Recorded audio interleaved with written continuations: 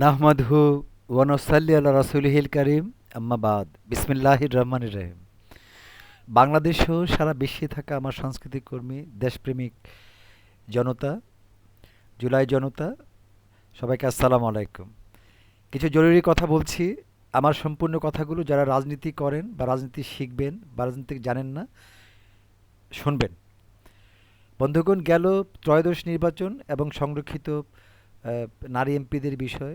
এখন শুরু হবে ৬৪টি জেলায় জাতীয় মহিলা সংস্থার চেয়ারম্যান, এই বিষয়গুলো, কমিটিগুলো এবং উপজেলা নির্বাচন, পৌরসভা নির্বাচন, জেলা পরিষদ নির্বাচন, ইউপি নির্বাচন। এখানেও হবে গণপ্রতিযোগিতা। আসলে বিএনপিকে কেউ না কেউ চালাচ্ছে। শহীদ রাষ্ট্রপতি জিয়াউর রহমান, মরহুমা বেগম খালেদা জিয়া, ওনাদের আদর্শের বিএনপিটা এখন আছে কিনা এটা দেশবাসী অবগত। আসলে আমরা ভালো কাজের শুভাকাঙ্ক্ষী যে কোনো দলের। আর জেনে শুনে বুঝে যারা দলের প্রতি অন্ধ থাকবে, সারা বাংলাদেশে সে যেই হোক, ওরা কষ্ট পাবে। সঠিক ত্যাগীদের মূল্যায়ন কখনো কোনো রাজনৈতিক দলে হয়নি, হবেও না। অল্প সংখ্যক হতে পারে, সেটা সর্বোচ্চ 5%। আমি সোহেল সরকার নির্ঝর, আন্তর্জাতিক গানের চ্যানেল স্টার মেকারের বিশ্ব প্রতিযোগিতা অনলাইনে এখন তৃতীয় অবস্থানে আছি এবং বাংলাদেশ টেলিভিশনে আধুনিক গানের উপরে তালিকাভুক্ত প্রথম শ্রেণীর শিল্পী। অনিয়মিত, যেহেতু দীর্ঘদিন দেশের বাইরে ছিলাম বা সবসময় গানের বিষয়ে হয় না, তাছাড়া আমি টাকার জন্য গান করি না। আমি বাংলাদেশের সর্বকনিষ্ঠ সংসদ সদস্য প্রার্থী হিসেবে দুবার নির্বাচন করেছিলাম, জনগণের প্রত্যক্ষ ভোট পেয়েছিলাম। সেখানেও প্রতারণা হয়েছিল, কারণ তখন আমার এমপি হওয়ার বয়স ছিল না। খুনি হাসিনা একাধিকবার 2014, 2018, 2024 আমাকে প্রতিমন্ত্রী দিতে চেয়েছিল। আমি আসলে যাইনি, আমার কেন জানি ঘৃণা লেগেছে। তবে বর্তমান প্রেক্ষাপট অনুযায়ী আমার মনে হয়েছে যে মনে হয় আমার যাওয়া উচিত ছিল। যাই হোক, আমাদের যারা জাতীয়তাবাদী মহিলা দলে সারা বাংলাদেশে আছেন, ভালো মন্দ মিলিয়েই তো মানুষ, সেখানে ৩৬ জন সংরক্ষিত নারী প্রার্থী খুঁজে পায়নি বিএনপি। যে কারণে আওয়ামী লীগ থেকে ৪-৫ জনকে ম্যানেজ করতে হয়েছে। এটা লজ্জার কোনো বিষয় না, এটা হচ্ছে নারীদের ব্যর্থতা। তারপরও অযোগ্য, অপদার্থ, কুশিক্ষিত, অশিক্ষিত, অতি চালাক নারীরা না বোঝে জ্ঞানের জ্ঞানের করে। আমি চ্যালেঞ্জ করেই বলছি, আগত দিনে গত ১৭ বছরে যারা বেশি শ্রম দিয়েছে দলের জন্য, নারী এবং পুরুষেরা, তারা কষ্ট পাবে, ক্ষতিগ্রস্ত হবে এবং আঘাতপ্রাপ্ত হবে। এখন মূল্যায়ন বলতে হচ্ছে লবিং। আমি দেখেছি এবার, আমি দয়া করে অনেক মানুষকেই সাহায্য করেছি এবং করতে চেয়েছি। অনেক মানুষ সিবি শব্দ বোঝে না, অনেক মানুষ লিখতে জানে না, অনেক মানুষ মনে করে, অনেক বখারের শ্রেণীর মানে নারীরা মনে করে যে নয়াপল্টন যে বসে থাকলে, বৃদ্ধ ভাইয়াদের কোলে বসে থাকলে বা অযোগ্য এমপিদের ডিউ লেটার নিয়ে আসলে বোধহয় এমপি হয়ে গেছে। এত সহজ নয় ব্যাপারগুলো। রাজনীতি করতে হলে রাজনীতিটা শিখতে হবে, জানতে হবে। এখানে শুধু গায়ের রং ফর্সা হলে হবে না এবং লাফালাফি করলে হবে না। আমরা গত ১৭ বছর দেখেছি খনি স্বৈরাচারী হাসিনা অযোগ্য, অপদার্থ, কুশিক্ষিতদেরকে সংসদে নিয়েছে। যে কারণে এবারও আমার ইচ্ছা ছিল এবং চেষ্টা করেছি যে কিছু মানুষ পাঠাবার।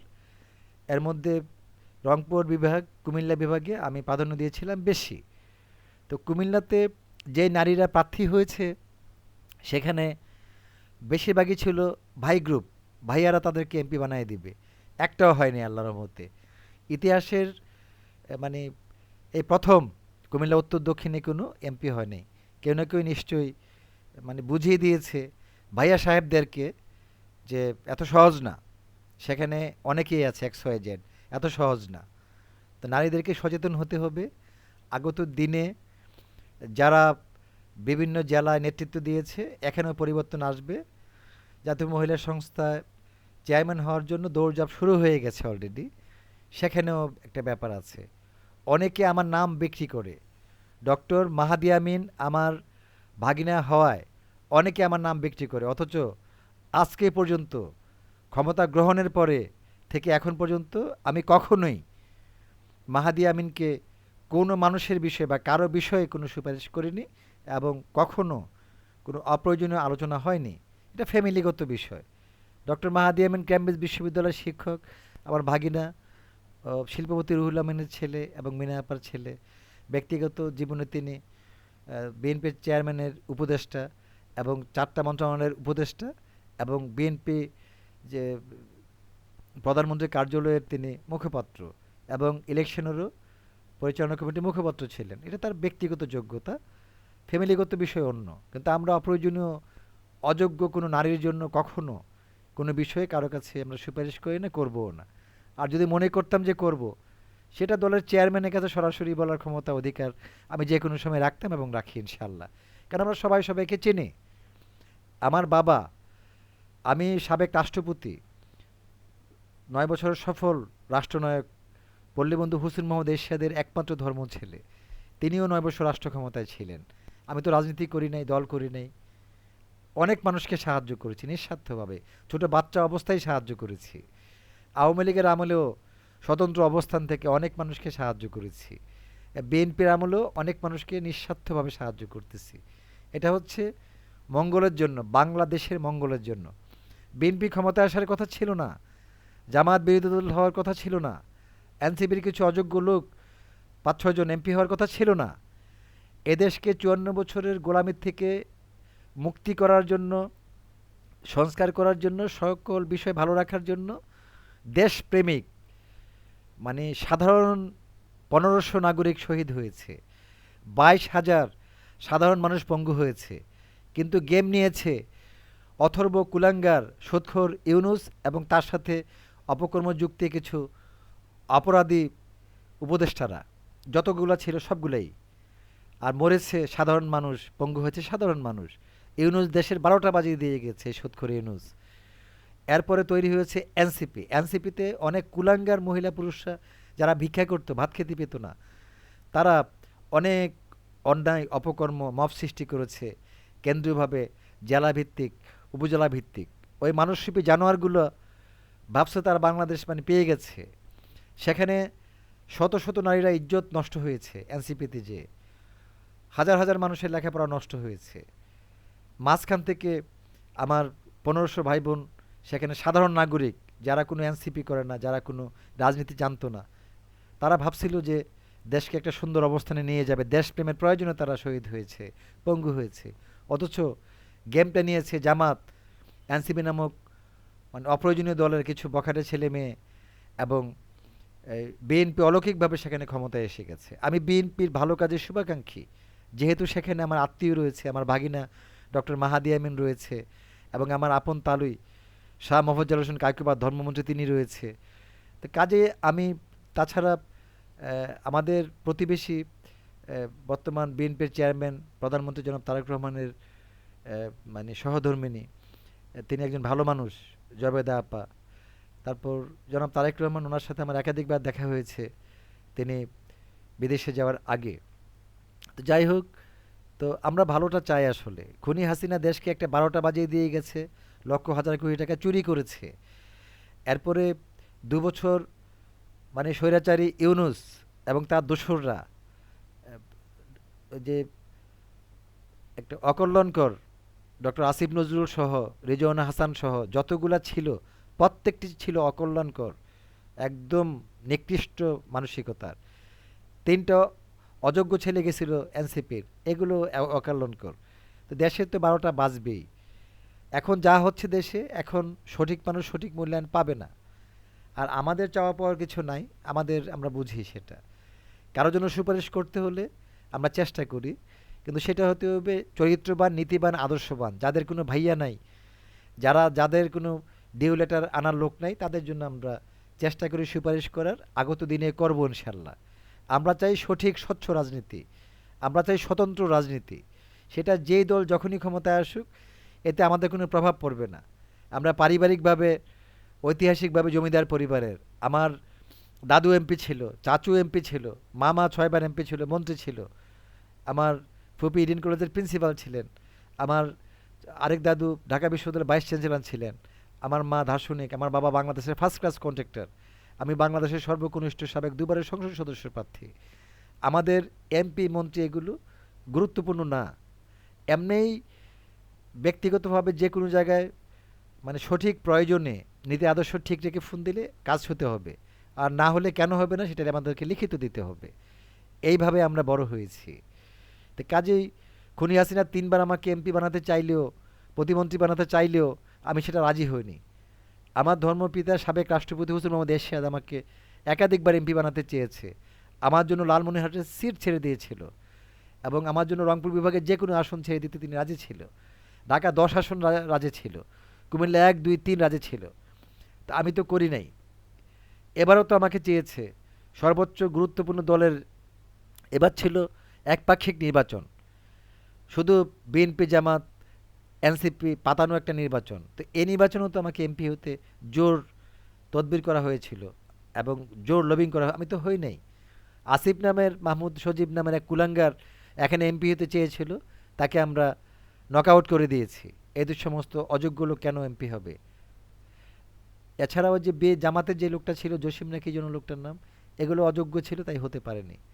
তো বাধ্য হয়ে যেহেতু কোনো প্রার্থী নাই, সেখানে রবিউল আলম নামে একজন বাগেরহাটের মানুষ এখানে মানে হয়েছে আর কি, কিছু করার নাই। এবার অলৌকিকভাবে অনেক জায়গাতে অনেকে ফেল করেছে, অনেকে পাশ করানো হয়েছে। আওয়ামী লীগকে নিষিদ্ধ করা হয়েছে ষড়যন্ত্রমূলক, এবং জাতীয় পার্টিকে জিরো দেখানো হয়েছে। রংপুর বিভাগে প্রতারণা হয়েছে। তো এগুলো বেশি দিন টিকবে না। আগত দিনে এগুলো বেশি দিন টিকবে না।